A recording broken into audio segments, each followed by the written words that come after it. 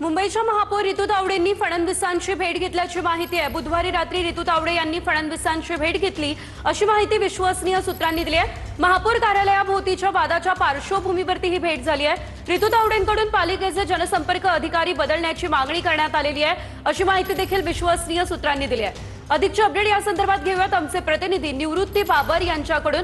निवृत्ती, आपण पाहतोय जनसंपर्क अधिकारी बदलण्याची मागणी नेमकी का करण्यात आलेली आहे आणि या भेटीमध्ये आणखी कोणते मुद्दे उपस्थित करण्यात आले आहेत? नक्कीच आपण पाहतोय की मुंबई महानगरपालिकेमध्ये भाजपची सत्ता आल्यानंतर आणि भाजपच्या महापौर विराजमान झाल्यानंतर वारंवार मुंबईच्या महापौर रितू तावडे त्या वादाच्या भोवऱ्यात सापडत असल्याची आपल्याला पाहायला मिळते। वारंवार वेगवेगळे वाद जे आहेत ते त्यांच्या भोवती आणि त्यांच्या कार्यालयाच्या भोवती येत असल्याचं पाहायला मिळत होतं आणि त्यानंतर त्यांनी स्वतः बुधवारी रात्री मुख्यमंत्री देवेंद्र फडणवीस यांची भेट घेतल्याची सूत्रांची माहिती आहे।